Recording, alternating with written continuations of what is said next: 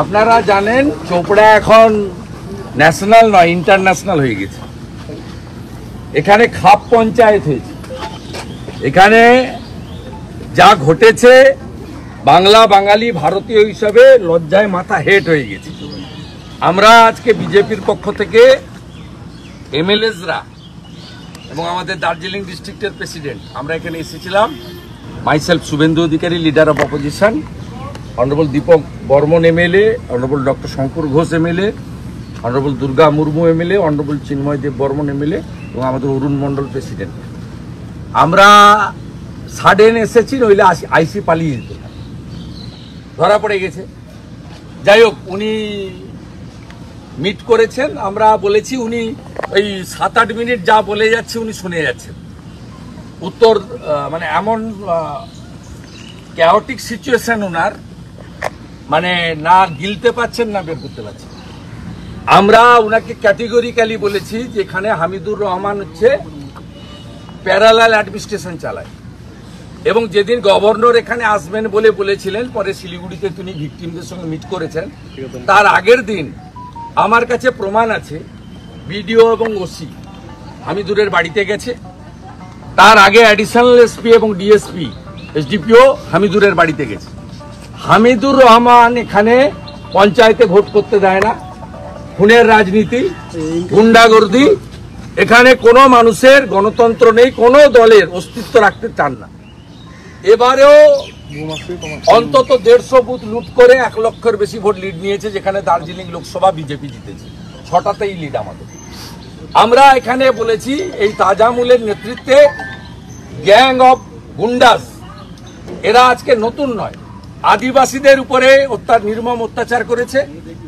পঞ্চায়েত ভোটের নমিনেশনের দিন গুলি করে 3 জনকে খুন করেছে।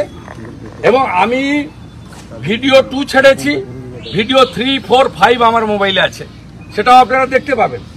একদিনের ঘটনা নয়, গত 7, 8, 9, 10 বছর ধরে মমতা ব্যানার্জির মুখ্যমন্ত্রীত্বে পুলিশের সরাসরি প্রশ্রয়ে একটা জঙ্গলে রাজ করা হয়েছে। আমাদের মনে হচ্ছে চোপড়াটা ভারতের বাইরে। সাহস হয় কি করে হামিদুর রহমান, তিনি বলেন ইসলামিক কান্ট্রিতে মহিলাদের উপর এই ধরনের অত্যাচার হয়। এটা ইসলামিক কান্ট্রি নয়, এটা স্বামী বিবেকানন্দের দেশ, যেখানে নিজ ধর্মের প্রতি আস্থাশীল, অপর ধর্মের প্রতি শ্রদ্ধাশীল। এটাই স্বামীজি শিখিয়েছে। This is democratic country as well as democratic province of the country Paschimbanga. Doctor Shyama Prasad Mukherjee আমাদের দিয়ে গেছেন। ন্যাচারালি আমি আজকে চিফ সেক্রেটারি মিস্টার গোপালিকাকে লিখেছি, কোচবিহারে এবং চোপড়ার ঘটনা সিবিআই ইনভেস্টিগেশন করার জন্য রাজ্য সরকার হ্যান্ডওভার করুন। আমরা ডিমান্ড করছি পুলিশের সঙ্গে যুক্ত এই পুলিশের এগেনস্টেও অ্যাকশন নেওয়া হোক, এবং এই কেস সিবিআই কে হ্যান্ডওভার করা হোক।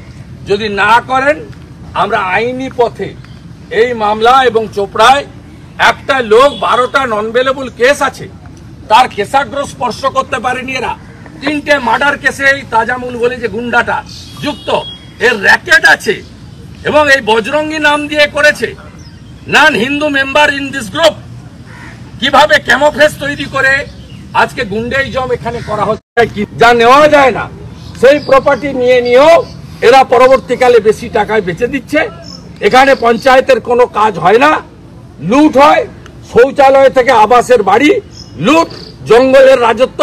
প্রতিবাদ করতে গেলে এই ধরনের অত্যাচার ভিডিও করা হচ্ছে, ভাইরাল করা হচ্ছে, আর মহিলাদেরকে নৃশংসভাবে মারা হচ্ছে। এমন ফিয়ার সাইকোসিস, ভয়ের পরিবেশ করা হয়েছে। সেই মহিলা বলছেন, যারা ভাইরাল করেছেন মিডিয়ার বিরুদ্ধে আমার অভিযোগ, যিনি মারলেন, অত্যাচার করলেন, তার বিরুদ্ধে অভিযোগ নেই। এটা উনার মনের কথা নয়, এটা উনার মুখের কথা। Due to huge pressure and fear সাইকোসিস, ভয়ের পরিবেশ তৈরি করেছে। এই জিনিস বন্ধ করতে হবে। দিস ইজ ডেমোক্রেটিক কান্ট্রি, এখানে সংবিধান শেষ কথা বলবে, হামিদুর রহমান, তাজামুলরা শেষ কথা বলবে না।